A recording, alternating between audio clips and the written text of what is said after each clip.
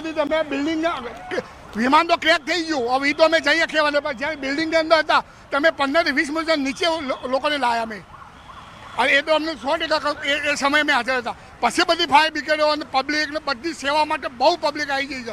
અહીંયા સેવા માટે તો કોઈ પાછું પાણી નથી, અને મને એવું લાગે છે કે એર ઇન્ડિયા હોય તો પૂર્વ મુખ્યમંત્રી વિજય રૂપાણી પણ આની અંદર આવવા જોઈએ, કારણ કે આ સવારે લોકો ગયા છે અને લંડન જવાના હતા.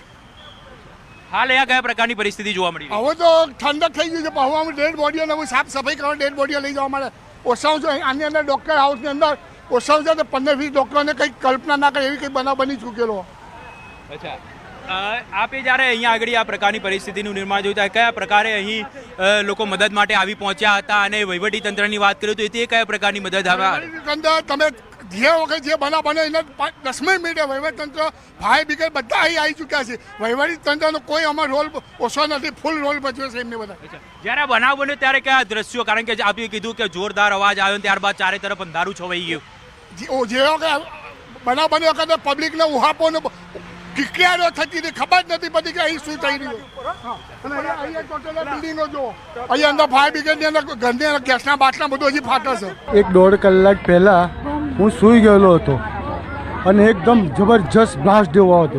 ઊંઘમાંથી બહાર આવ્યો તો સામે જોયું, મારી સામે હું એટલો બધો ધુમાડો લાગતો હતો ને, તો કોઈ મોટો બ્લાસ્ટ થયો ને એવું લાગ્યું. પછી અમે નીચે ઉતરીને જોયું ને તો ત્યાં એવો સમાચાર મળ્યો કે ભાઈ પ્લેન ક્રેશ થઈ ગયું છે. પછી અમારા અહીંથી 4-5 છોકરા એવા લાગી ગયા, સેવામાં એવા લાગી ગયા ને, તો મારી નજર સમક્ષ તો એટલું બધું ભયંકર પોઝિશન હતી ને, ત્યાં ઊભું રહેવા એવી પોઝિશન હતી, અને ગુબારા એવા બ્લાસ્ટ થયા ને તો અમારી બિલ્ડિંગ હલી ગયા એવો બ્લાસ્ટ થયેલો. ચાવાળા હતા જે લારી ખોલે છે એમના ત્યાં ચાવાળાની લારીવાર આખું પરિવાર જતું રહ્યું છે, એમને લઈ ગયા હોસ્પિટલ. એમની ચાની લારી છે એના ઉપર પાંખ્યું પડ્યું છે પ્લેનનું. 4-5 જણા હતા એમની લારીવાર, એમાં 2 જણનું મોત સંભળાય છે. કેટલો ડર લાગતો હતો તમને આ ઘટના? અમે બધા હલી ગયા, અમારી બિલ્ડિંગો આખી હલી ગઈ છે, આખી બિલ્ડિંગો હલી ગઈ છે. ધૂણો થઈ ગયો, ધૂણો થઈ ગયો, ધમાકો એકદમ જ થઈ ગયો. આખી બિલ્ડિંગો હલી ગઈ. અમે ગભરાઈ ગયા એટલે અમને એમ થયું કે આતંકવાદીએ બોમ્બ નાખ્યો, તો અમે નીચે બધા આવ્યા તો પ્લેન ક્રેશ થઈ ગયું. તેમાં બધી પબ્લિક આવી નીચે, પછી બધા કામે લાગી ગયા છોકરાઓ. એવા થયો ને, એવા ભડકા એવા દોડીને અમે બહાર આવ્યા, ભડકા જોઈને આવ્યા. ત્યાં બહુ એક બેન હતા અને એક ભાઈ હતો, તો એ લોકો તો હોસ્પિટલ લઈ ગયા, તરત હોસ્પિટલમાં નાખીને એ લોકોને બેસાડ્યા. બાકી તો ત્યાં અંદર પોલીસવાળાએ પછી તો બધાને બહાર કાઢી દીધા. મારો ફોટોના વિડીયો છે અંદર, આ રહ્યા ફોટોના વિડીયો. અત્યંત દુઃખની છે, અત્યંત દુઃખદ છે. ભગવાન બધાને એમના શરણોમાં વાસ કરે, અને અત્યારે કંઈ બોલવાની પરિસ્થિતિ નથી. એવી આ ઘટના આ પ્રકારે બની છે, અગાઉ પણ આવું પ્લેન ઘટના ઘટી હતી, અને વધુ એક વખત આ પ્રકારની ઘટના જે છે પ્રકાશમાં આવી છે. હું આપને કીધું અત્યંત દુઃખદ ઘટના છે. લાંબા રહે છે એ લોકો, લાંબા રહે છે. અમે હમણાં એમને મૂકીને મળવા આવ્યા મને ઘરે. હું પુનાથી આવી કે મને મળવા આવ્યા સ્પેશિયલ કે તમે સાથે આવજો મારી છોકરીને એમ કરીને. કે તમારી ઘેર આવ્યા હતા પહેલા કે ત્યાં સીધા એરપોર્ટ જ ગયા? મને રોડ પર મળવા બોલાવી, કારણ કે હું હતી નહીં, હું પુનાથી અત્યારે સવારે જ આવી છું, અને એમને જવાનું તો સ્પેશિયલ મને મળવા આવ્યા કે મારી દીકરીઓની સંભાળ લેજો. કેટલા પરિવારમાં કેટલા લોકો છે? 2 લોકો ગયા છે ત્યાં? હા, 2 જ ગયા છે, 2 જણા ગયા છે. તો હાલમાં જે જાણકારી છે કે જે પરિવારજનો છે તે પહોંચી રહ્યા છે, સ્વજનો છે તે પહોંચી રહ્યા છે. અમદાવાદ વિમાન ક્રેશની એ વધુ એક દુઃખદ અપડેટ એ પણ મળી છે કે જે હોસ્ટેલ હતી ત્યાં આગળ જઈ અને આ પ્લેન ટકરાયું છે. 242 લોકો તો પ્લેનમાં સવાર હતા, પરંતુ આ બિલ્ડિંગ કે જ્યાં આગળ જઈને પ્લેન ક્રેશ થયું છે, જે અપડેટ હાલમાં ન્યૂઝ 18 ગુજરાતી દર્શકોને આપી રહ્યું છે, દુઃખદ જાણકારી એ છે કે આ બિલ્ડિંગમાં પણ 100 થી 150 લોકો હોવાની જાણકારી પ્રત્યક્ષદર્શી જણાવી રહ્યા છે. કેમ કે અહીંયા આગળ લોકો જમણ માટે આવ્યા હતા, મેસ હતી, તો બીજે મેડિકલનું આ મેસ કેમ્પસ છે કે જ્યાં આગળ જમવા માટે આવ્યા, કે જ્યાં આગળ આ બિલ્ડિંગ પર જઈ અને ક્રેશ થાય છે. અન્ય વિડીયોઝ પણ આપ જોઈ રહ્યા છો, જે જોવા મળી રહ્યું છે કે જાણે આગ લાગી ગઈ હોય આસપાસના વિસ્તારની અંદર, મોટો એક જાણે બોમ્બ વિસ્ફોટ થયો હોય તેવી ઘટના ઘટી છે. સ્વાભાવિક રીતે 58,000 લીટર પેટ્રોલ ભરેલું હતું આ પ્લેનની અંદર, અને એ ટકરાયું છે ટેક ઓફની થોડી મિનિટોની અંદર. તો જ્વાળાઓ જે છે તે અગ્નિની જ્વાળાઓ, તેના કારણે આસપાસના વિસ્તારમાં કાળા ડિબાંગ વાદળો થઈ ગયા હતા.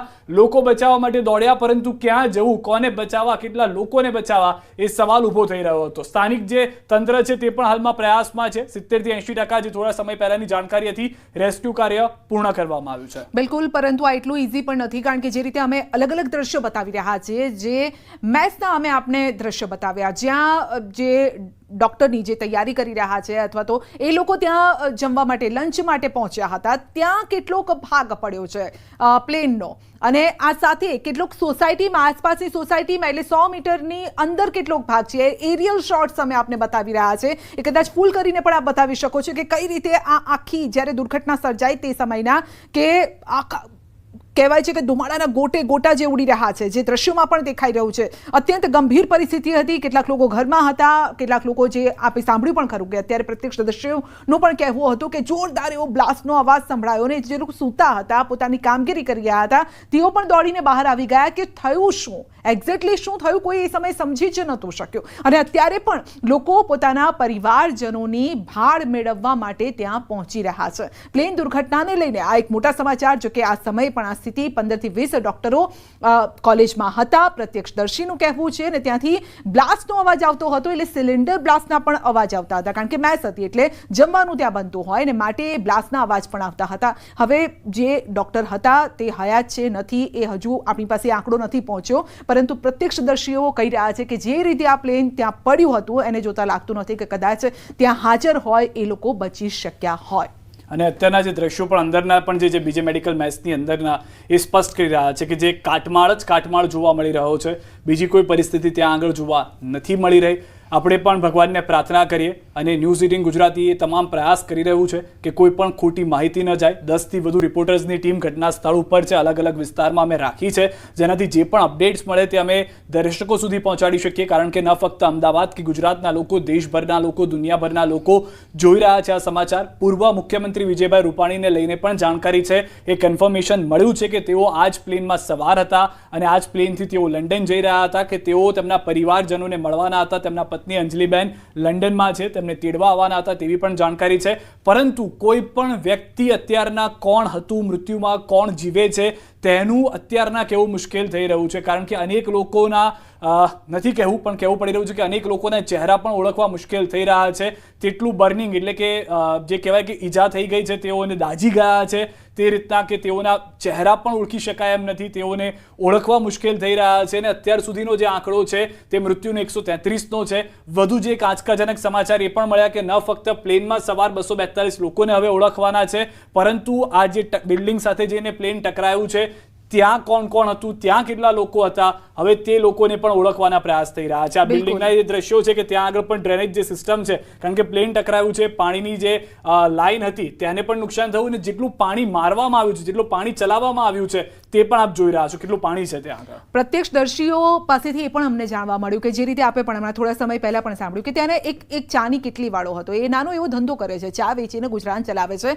ત્યાં પ્લેનનું પાંખિયું પડ્યું અને એ એટલો ઇજાગ્રસ્ત થયો. એ પરિવાર કદાચ ચા વેચતો હતો, ફક્ત એકલો એ ભાઈ એકલા ત્યાં ન હતા, પરિવાર પણ હતો, એની સાથે કેટલાક લોકો ચા પીવા માટે ઊભા પણ હશે, તો ત્યાં પણ કેટલાક લોકો ઇજાગ્રસ્ત થયા અને તેમને પણ લઈ જવામાં આવ્યા. હવે હયાત છે નથી એ આપણને ખ્યાલ નથી, પરંતુ અત્યારે આપણે જોઈએ તો હોસ્પિટલમાં મોટી સંખ્યામાં ઈજાગ્રસ્તોને લઈ જવામાં આવ્યા છે. અને સતત અમે આંકડા ઉપર એટલા માટે પણ ભાર મૂકી રહ્યા છે કે અમે એવું કહેવા નથી ઈચ્છી રહ્યા કે આટલા લોકોના અત્યારે હવે હયાત નથી, અથવા તો આટલા લોકોની અત્યારે સારવાર ચાલી રહી છે. જે આંકડો, પરફેક્ટ આંકડો જે અમારી પાસે આવી રહ્યો છે એ જ અમે આપને પહોંચાડી રહ્યા છે, કારણ કે કેટલાક એવા પણ દ્રશ્યો છે કે ધડ અલગ હોય, માથું અલગ હોય, એ પ્રકારના પણ દ્રશ્યો છે, પરંતુ એ અમે આપને નથી બતાવી રહ્યા. અમારી જે જવાબદારી છે એ સંપૂર્ણપણે અમે નિભાવી રહ્યા છે, અને બચાવ કામગીરીમાં પણ કોઈ વિક્ષેપ ન પડે, બચાવ કામગીરી સતત યોગ્ય રીતે થઈ શકે એનું પણ ખાસ ધ્યાન રાખવામાં આવી રહ્યું છે.